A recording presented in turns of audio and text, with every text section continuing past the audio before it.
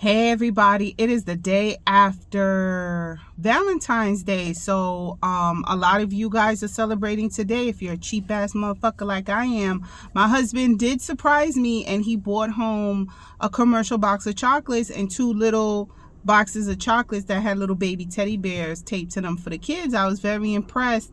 Because normally he don't do that. He is the habitual, I'll get you something the next day or 2 days after because of the Stark discounts, which I'm okay with. Because, you know, I don't know if you watch me from the beginning, but me and him, when we were dating, we were broke. I mean, broke, right? We lived off love and discounts.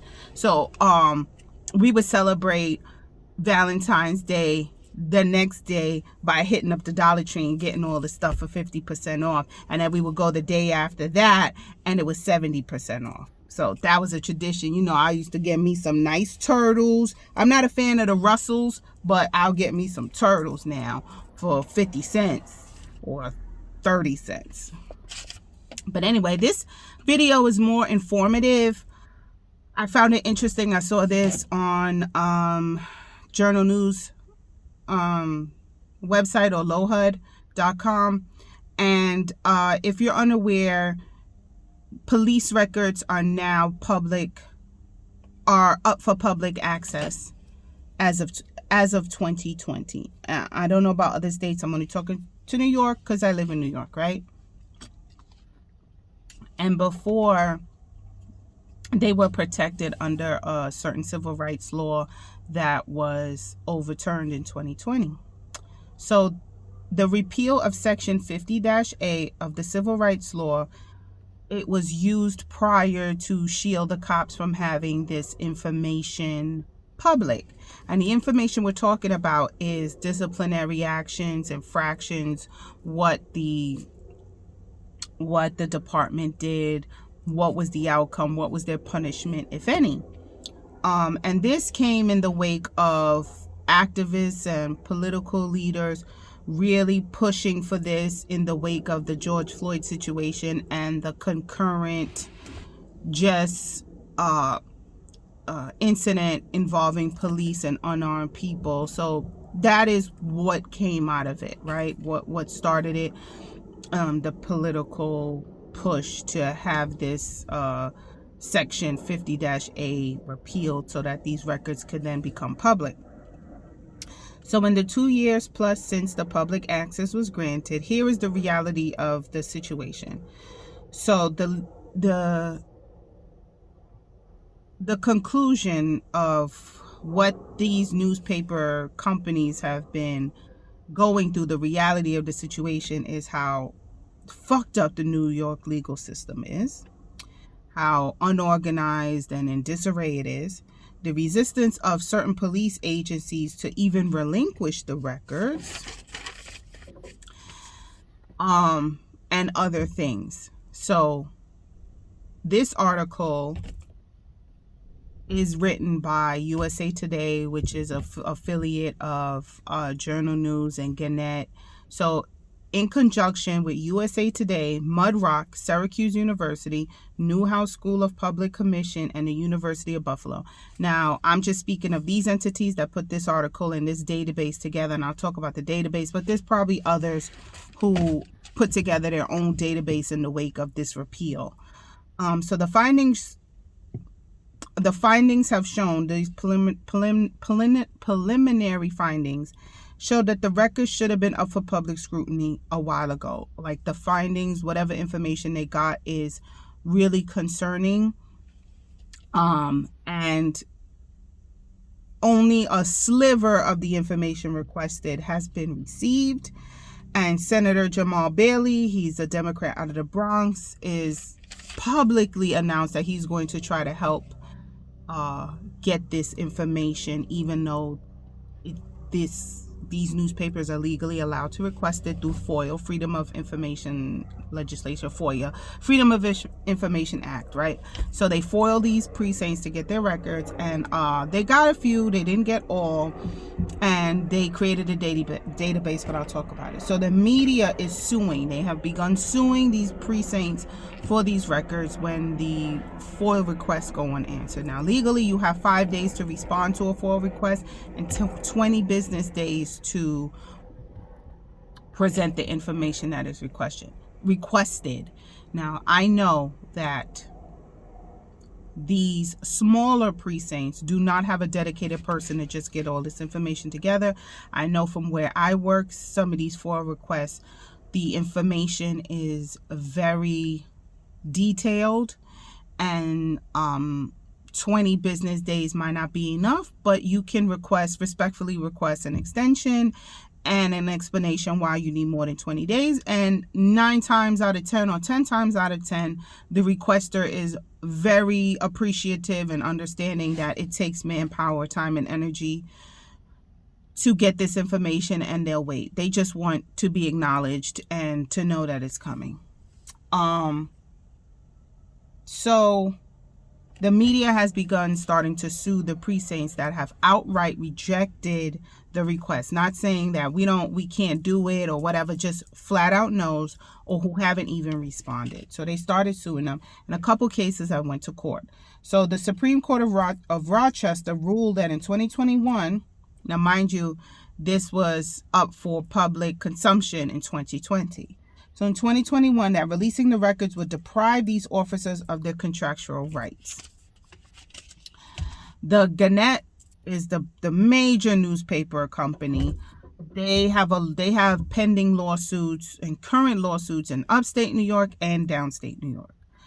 And some rulings have been that the 50-A's repeal would not permit access to unsubstantiated allegations or records created before 2020. So that's the issue. Is these precincts don't want to release unsubstantiated information, and they don't want to give records prior to 2020. So the appellant justices in Rochester, however, ruled records must be released upon request, even if misconduct was found to be unsubstantiated. So they took it to the appeal, and the newspapers won, and Rochester has to give over the records. Now, why Rochester? Well, Rochester, not counting New York City, Rochester was a big media thing happened between a police officer and a father and son. So USA Today has vowed not to give up. They will dedicate lawyers, money, manpower to get the records for Rochester Police Department, specifically research involving an incident with a father and son and the shooting death of a man in Delaware County in 2021. This is why they want these records. So here's how to find it. You go to data.democratandchronicle.com, all one word. There'll be a bunch of little boxes and a little squares. Some are subscribers only. The information is subscribers only is really juicy. I don't have access to it, but I'm contemplating paying for it. But the information with this police stuff is free. So you just find the box that says Data New York Police Disciplinary Records, and then you can search by county. So if you type in your county and you don't see anything, scroll all the way to the bottom and there'll be some text in red, and they tell you all the counties or the police departments that didn't give records or gave partial records. So for me, I was looking for, let's say, Nassau County, and Nassau County Police Department didn't give any records, and here's the reason why. So I don't know what I can do with this information.